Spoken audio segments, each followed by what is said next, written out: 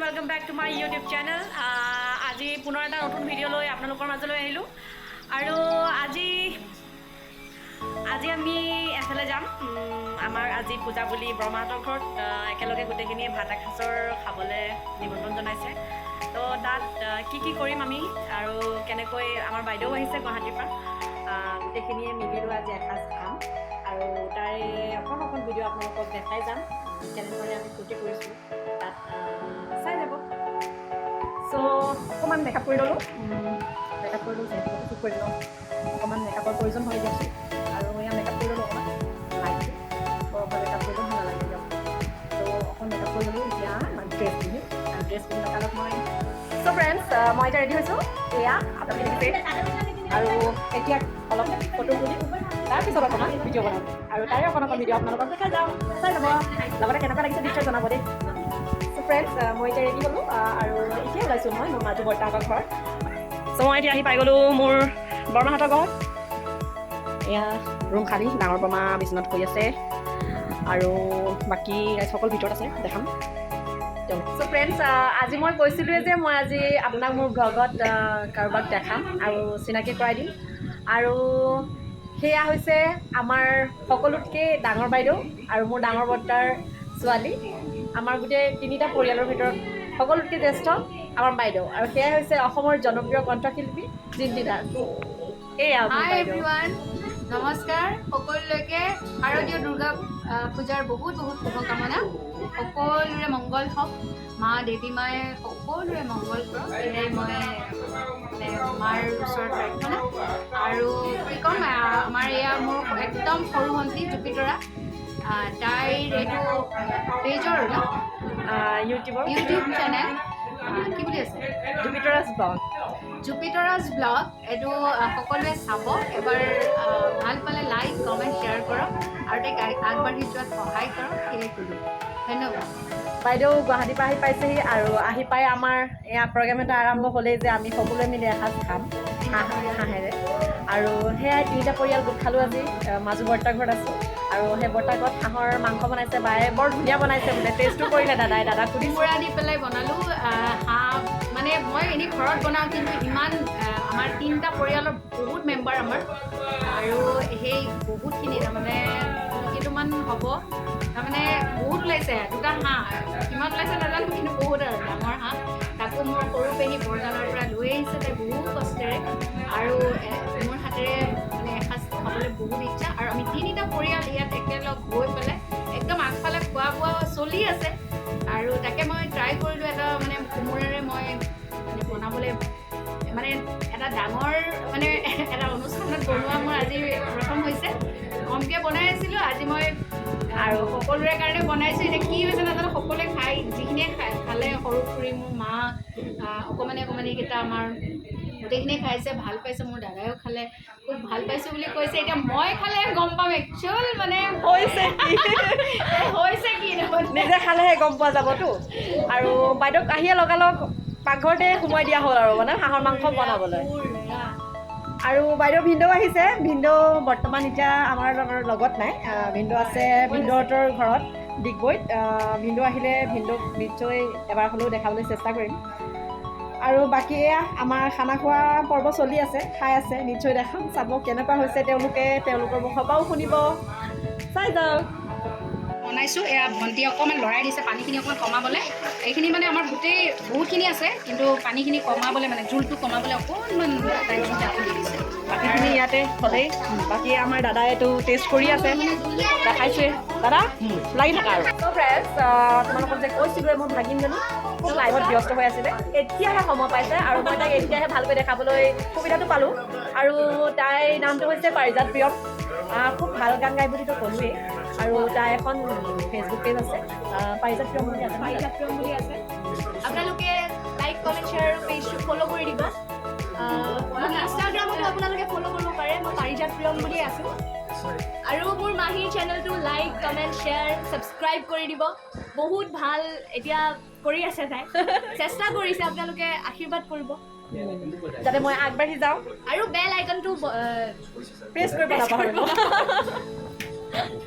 এয়া আমাৰ হাঁহৰ মাংস আৰু ভাত সকলোৱে খাই আছে এয়া আমাৰ ৰান্ধনীয়ে হাঁহৰ মাংস বিলনীয়া হৈ আছে চ' এই আমাৰ পেহীয়ে সৰু পেহীয়ে খাইছে পেহী কেনেকুৱা হৈছে মাংসটো কেনেকুৱা বনাইছে বাই বিৰাট ভাল বনাইছে ন খাই ভাল পাইছা ঠিকে আছে দিয়া আৰু কুকমেনটো গুৱাহাটীৰ পৰা মানে নিমন্ত্ৰণ কৰি অনা হৈছে ত' এয়া আমাৰ মাজু বৰ্তাহঁতৰ সৰু ল'ৰা আৰু এই সৰুদাৰ পূৰা চিংঘাম মুচ এইবাৰ বোলে পূজাত অকণমান লুকটো বেলেগ দিব আৰু পূজা বুলি বনাই দিছে আৰু এই আমাৰ ডাঙৰ দাই বেটাক ভাত খোৱাত ব্যস্ত বেটাই বৰ্তাক ক'লে বহুত পগলা সি মানে বৰ্তাকক ওলাব নানামে আৰু এই বৰ্তাক ওলাতে খাব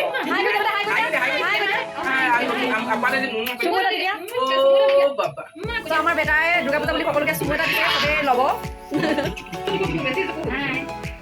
সকলোকে খানা দিয়া আৰু আমাৰ ডাঙৰ বাইদেউ দেখাই আছো বাইদেউ আছে মাজু বৰ্তাৰ ঘৰত বাইদেউ ডাঙৰ ঘৰ আৰু এই আমাৰ বাইদেউ আমাৰ কি শুনিছে আমাৰ কাৰণে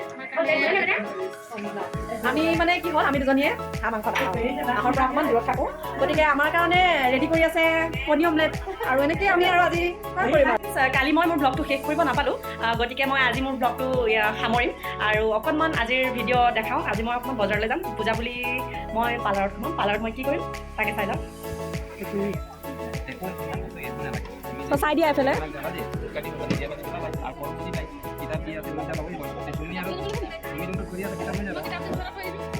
তো আমি দুজনী আহিছোঁ এতিয়া পাৰ্লাৰলৈ পাৰ্লাৰত অকণমান চুলিখিনি স্পা কৰিম পূজা বুলি চুলিখিনি বহুত বেয়াও হৈ গৈছে সেয়াই আহিছোঁ স্পা কৰিবলৈ তো মই এতিয়া আহি পালোঁ জেট বাছত মাৰ্ঘেৰিটাত খুব ভাল আৰু সকলো ইয়ালৈ আহে পাৰ্লাৰখন মানে তো ইয়াতে মই অলপ স্পা কৰিম কেনেকৈ কৰি মই অলপ দেখাই যাম চাই থাকক আৰু ইয়াৰ অকণমান লুকছ দেখাই দিম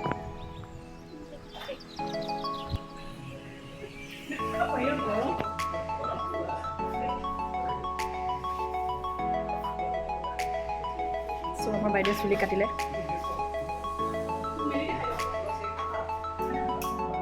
আৰু এই বাইদেৱে স্পা কৰা অলপ পানী খাই লৈছে খুব ভাগৰি গ'ল খোজকাঢ়ি আৰু ইয়াত আমাৰ পোৱালি বকি আছে তো প্ৰথমতে মোক বাইদেউগৰাকীয়ে এনেকৈ চুলিখিনি ভালকৈ ধুই ল'লে আৰু খুব ধুনীয়াকৈ তেওঁলোকে প্ৰচেছবিলাক কৰি যায় ভাল লাগিলে চাই যাওক তেওঁলোকে মাছাজো বহুত ধুনীয়াকৈ দিয়ে মাছাজ কৰোঁতে মোৰ একদম টোপনিয়ে আহি গৈছিলে আৰাম লাগি গ'ল মানে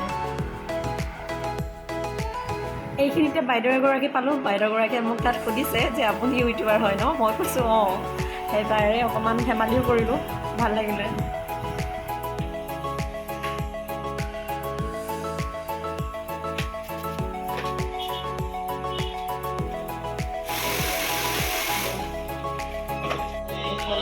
কিবা অকণমান লগাই থৈ দিছে অকণমান দেৰি ৰেষ্ট ইয়াৰ পিছত আৰু কিবা কিবি আছে কালাৰ কৰিছে খুব ধুনীয়াকৈ কৰি দিছে দেই ভাল লাগিছে বা অকণমান চুলিখিনি দেখাই দিয়াচোন তোমাক অঁ এই ধুনীয়াকৈ কালাৰ কৰিছে বায়ে চুলিখিনিও দীঘল আছে দেখি ভাল লাগিছে